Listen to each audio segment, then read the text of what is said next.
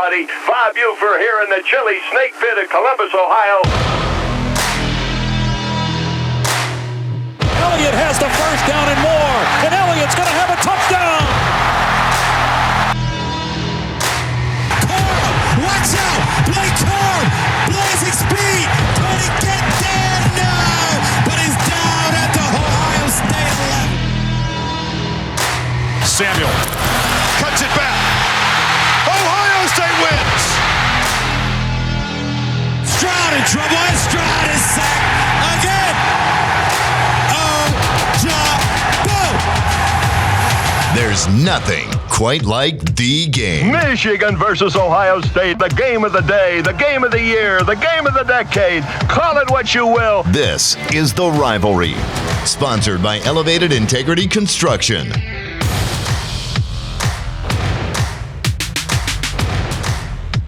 This is the Rivalry Podcast. Jace, JP, your garbage-free college football podcast focused on the Ohio State-Michigan football rivalry. Wherever you get your podcasts, on Twitter at RivalPod, on Instagram at 1049 The River. Big thanks to Elevated Integrity Construction sponsoring season 4 of the podcast. This is our last regular episode. You would think that I would remember on the last episode to put the mic in front of my stupid face, but I didn't until like halfway through. This is why we will be evaluating your contract in the off season. Thank you. Much like Jim Harbaugh. Mel Tucker one. How much is he signed for? Oh man, something like 10-year, $95 million. Yikes. Elevated Integrity Construction have been generous sponsors all throughout season 4. We're thankful for their support. Design element, construction element, they do it all. Home build, church build. Go with integrity. ElevatedIntegrity.com. Let's spin that wheel route just one more time. Ooh, it's even got like a little sound. Does it always have that? Probably, but I always mute it. But apparently that's not a thing that I did. That's neat. It's just gonna. This will be the week it spins forever. There it is. Brought to you by Staples. Not really. All right, biggest question mark for your team going into next season. What in the world even is that? It's got like a little fanfare. It's showing out for us today. Confetti. Biggest question for your team going into next season. Man. I mean, right now it's is Harbaugh coming back for sure or not? Yeah. I mean, I think we'll get into that more in a second, but I think that's the big question right now. Michigan's got some key pieces going to the NFL, but they've also got some key pieces from the transfer portal coming in.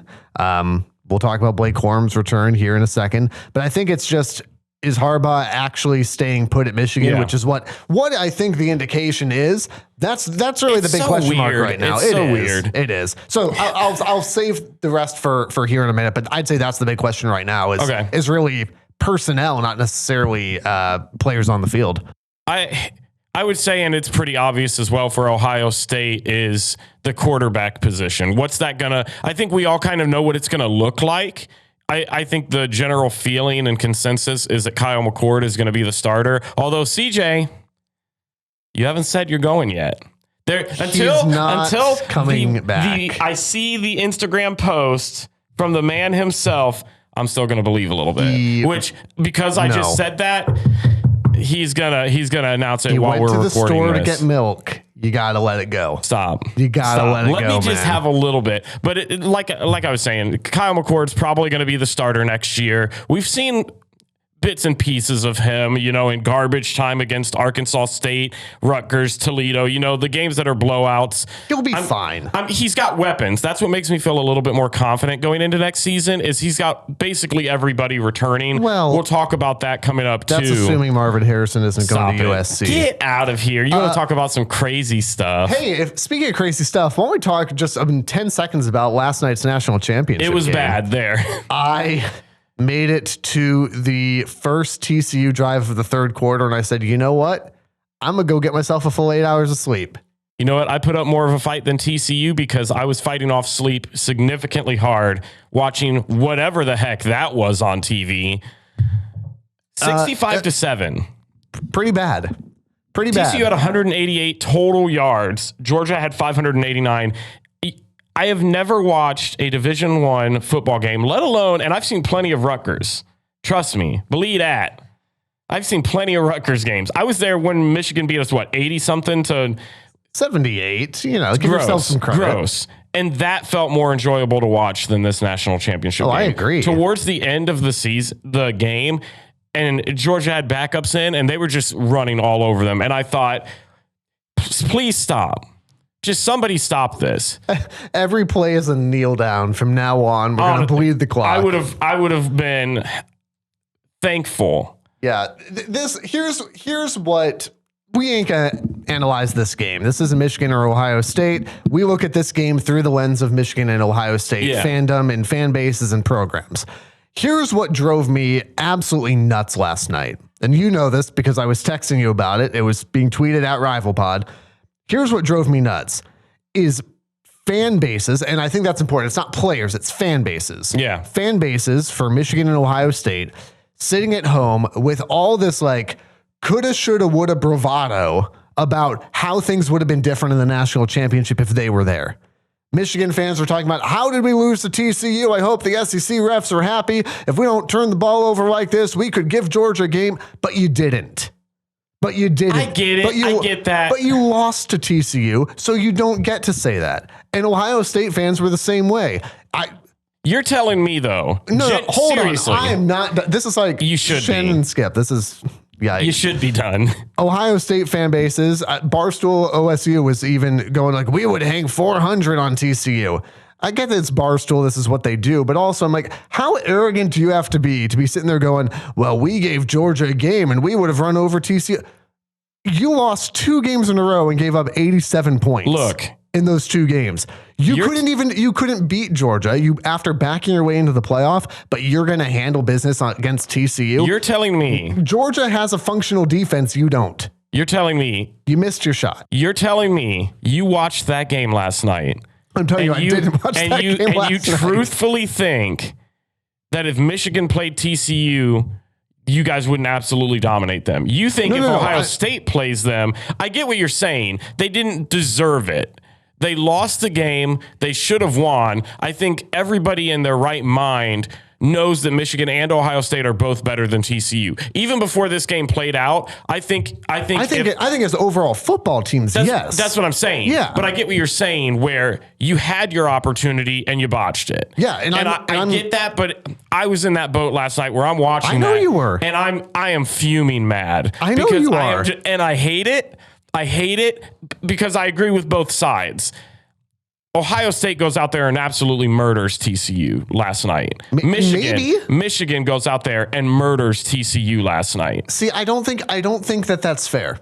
I don't think that, and again, I don't think it's fair that I had to watch a 65-7 national freaking championship game when I watched my team last Sunday go in there and barely lose to this team that's hanging 65 and making it look like an upwards program. This is that transitive property thing, and this is where that doesn't work. Look, so Georgia stomps TCU.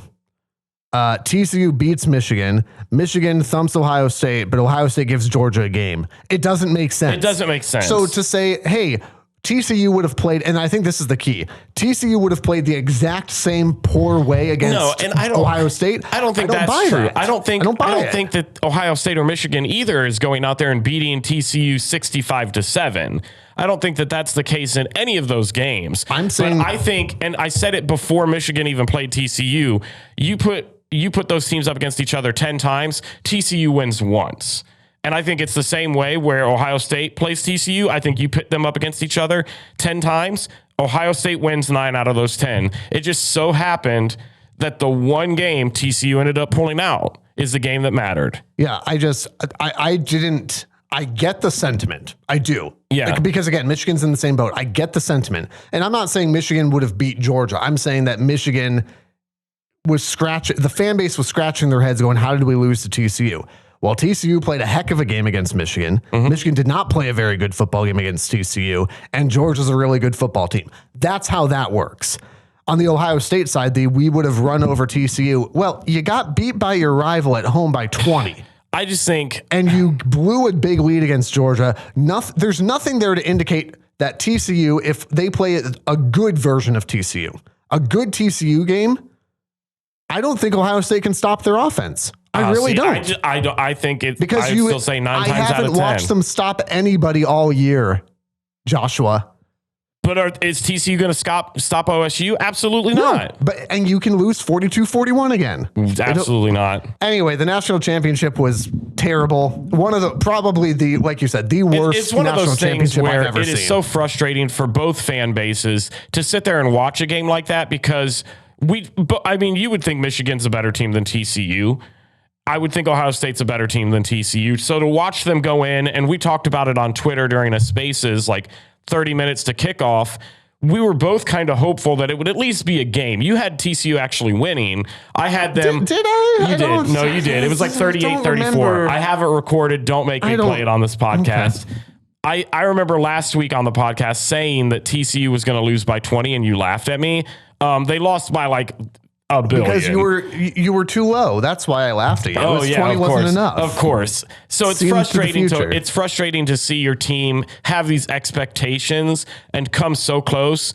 And like I saw a lot of people on Ohio State last night saying Ohio State missed out on an easy natty. It wouldn't have been an easy natty. No. You most likely would have won. Sure, I'll give you that. But it would have been a close game. You're not that much better than your defense would not have held TCU to 7 points. And because this is a rivalry podcast, I'll say it up front. That's the type of arrogance that makes me hate Ohio State so much. Keep hating. You've lost to your rival twice in a row now. You got beat by Michigan at home pretty significantly. You then lost to Georgia. You're on a 2-game losing streak. But here comes the fan base saying, well, we missed out on an easy natty. You are 0-2 in your last 2. Look, last year y'all got blown out by Georgia. Sir. You guys got blown out by Georgia last year. Georgia, I think in front of Mercedes-Benz is building a statue of Noah Ruggles, so that's exciting. Those plans just got unveiled recently. Wow, that's not even a good joke. That was worse. That was a worse joke from than the internet. Okay. Well, that was your first mistake. This podcast is just a giant hack. It's not just a game; it's the game. You're listening to The Rivalry. Oh, it's a good the truest thing we've ever said. It's a good thing that this podcast, by the way, we will continue to have episodes during the off season, like once a month or so. We've got some VR football we're going to do, a little bit of NCAA. It's going to be, we've got to be able to throw for more yards than Max Duggan, who I just say, not my quarterback. Not the best quarterback I've seen. How do you win best overall quarterback in the nation and then go out in the national championship game and absolutely crap the bed? Are you saying it's Stetson Bennett? Look, I'm mad today. I'm big mad. I came in here hot because I stayed up for that entire stinking game. Stetson Bennett heard all the things. And I had to watch 2 quarterbacks be better than Max Duggan in both playoff games. Yeah.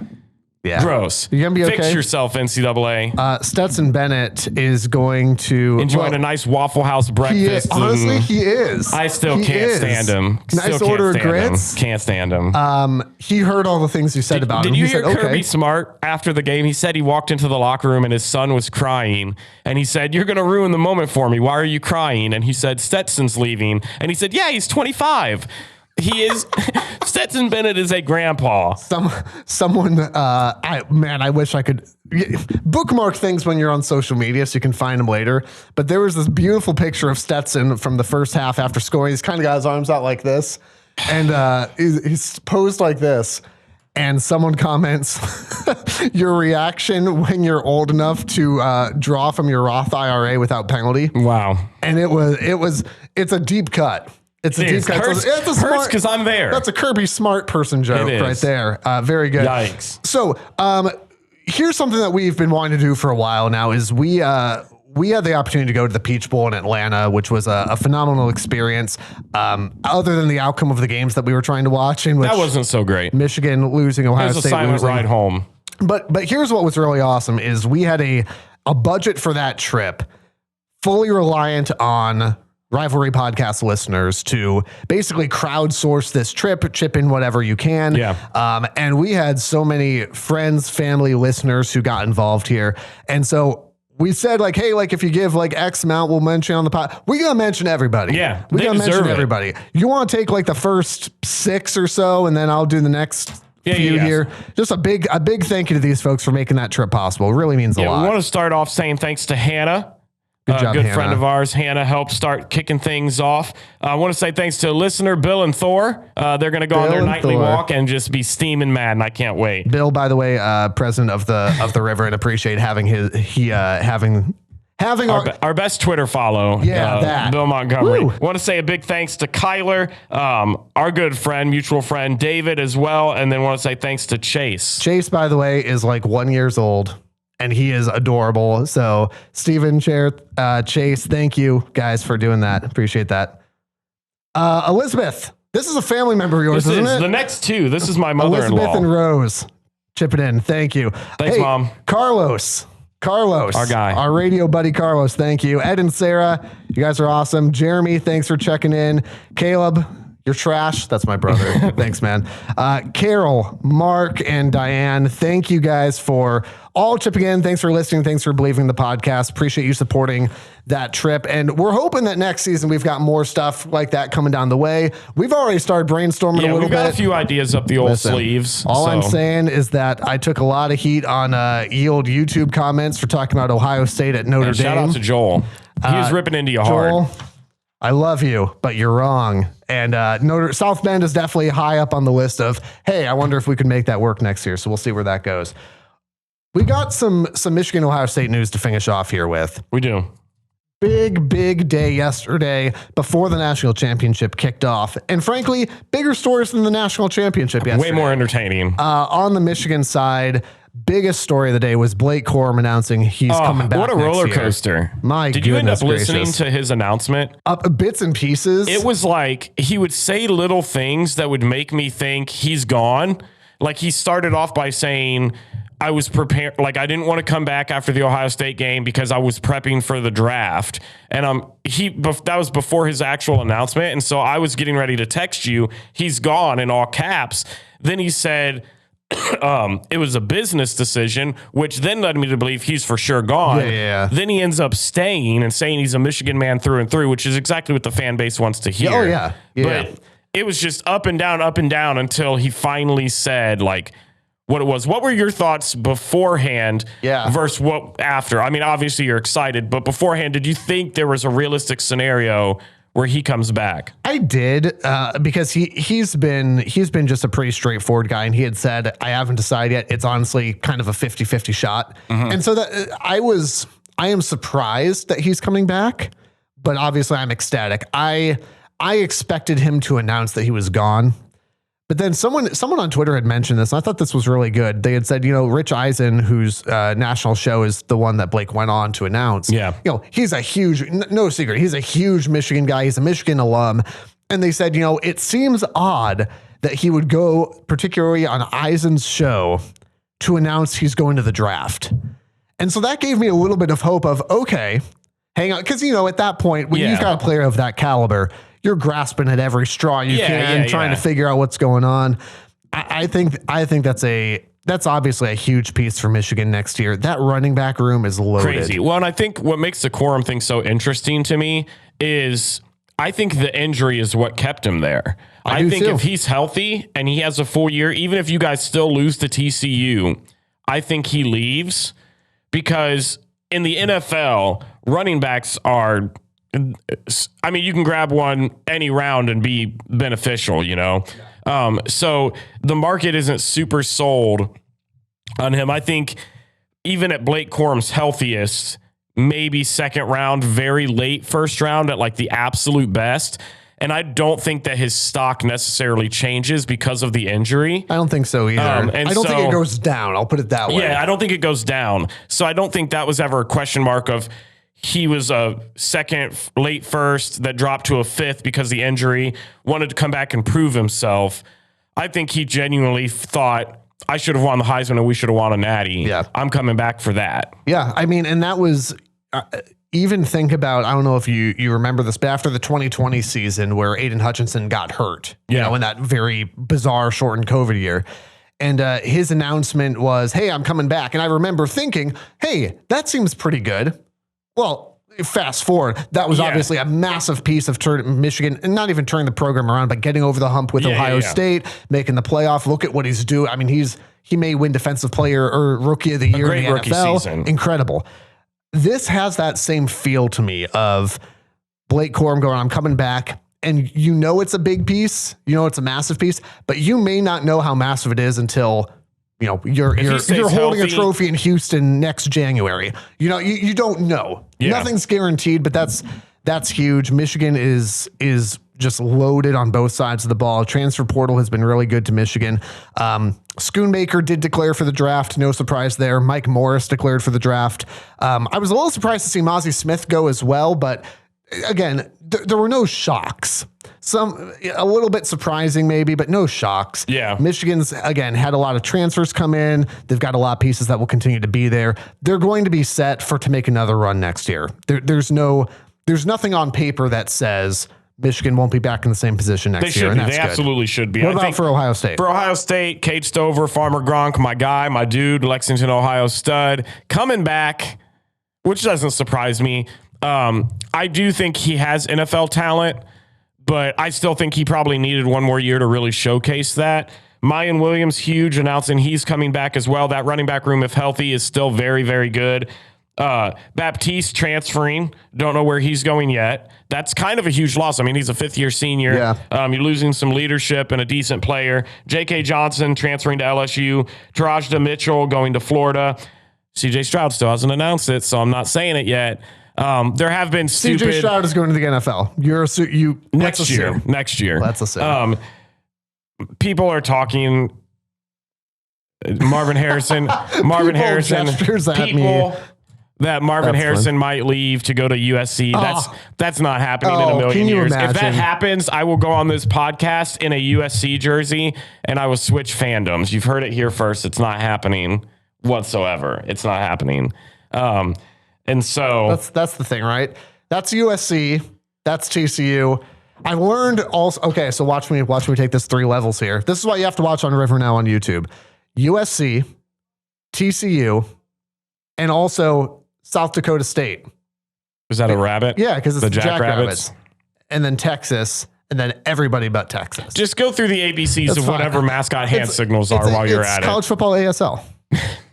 It's college football ASL. That's what it is. I need that to be a TikTok That's immediately. Fine. Like the very first thing that happens. So nothing crazy surprising. They did get a safety from the portal from, I believe, Syracuse that I think is... Stop it.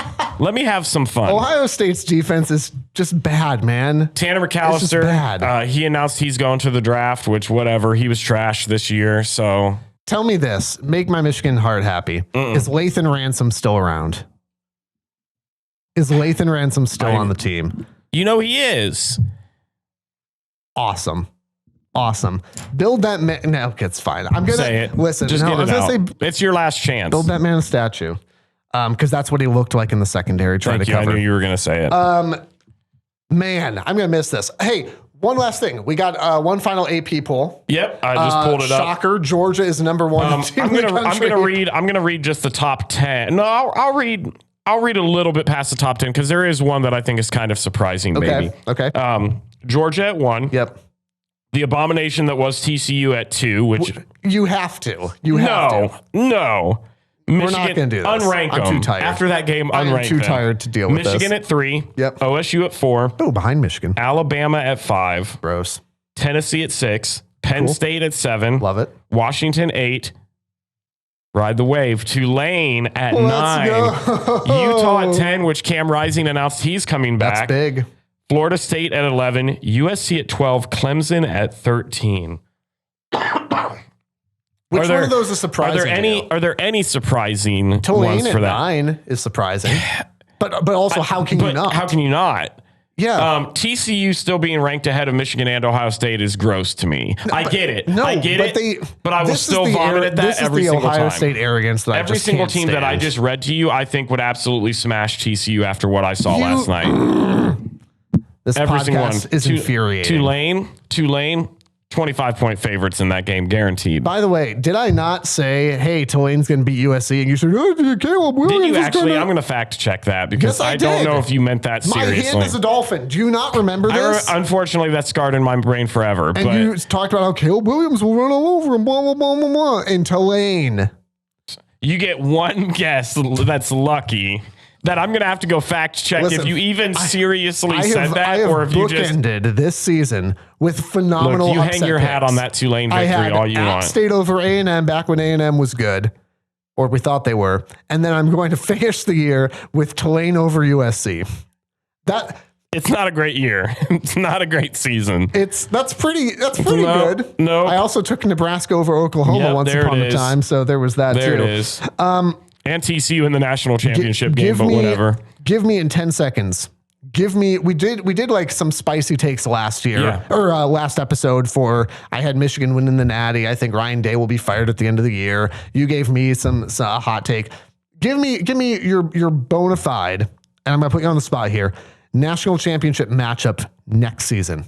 Right now. But this is before preseason polls. This is before all transfer. Just based off knowledge. This would be the most, to get this right without knowing who all is staying and going and what would be absurd. So I just want to hear your gut reaction, because I've got a matchup and it's different than the one I texted you. I honestly don't even remember what you texted me, so this could work out perfect. Great. Actually, I do kind of remember now that you say that. It doesn't matter. It's different now. I am going to go Tulane. You know my heart wants to real bad. I know it does. Real bad. I know it does. Don't tempt me Our with a hearts good time. also wanted to pick TCU last night. No, they did. So. Well, that's fair. Yes, they did. I'm going to go Alabama, Michigan. Okay, I'm back. I thought I was going to storm out. Please, let me change, actually. I would love for that to happen. Alabama, Michigan. I like that. Alabama, Michigan, Alabama winning. Okay, that's just rude. Michigan and Oregon. Or leave now. The man, the myth, Bo Nix. Stop it. Bo Nix. Look at the recruiting class that they had too, man. Look at, who was it? Texas A&M that had the sick recruiting. They're trash. This is not Texas A&M. Okay, yeah, you keep thinking that. This is Oregon. You keep thinking it's that. the year the Pac-12 finally gets something moving in the right direction. I already witnessed a blowout this year. I can't witness another one. Are you saying Michigan would blow out Oregon? I think every single team that I could possibly think of in the top 5 would blow out Oregon next year. What even is? We're doing the fight song, I thought. Anyway, hey, thanks for subscribing to the Rivalry Podcast, and I'm so sorry. Make sure you follow the Rivalry at RivalPod, on Instagram at 1049 The River. Again, no more weekly episodes to close out season 4. We'll have monthly-ish episodes and moving a lot forward. of garbage tweets. Oh, so many garbage so many bad tweets at jokes. RivalPod. The Rivalry is a production of River Radio Ministries. Want live updates from the show? Follow us on Twitter at RivalPod for live tweets, score predictions, contests, and more. And make sure to follow us wherever you're listening now for new episodes every Wednesday. And if you like what you're hearing, tell a friend so they can listen too.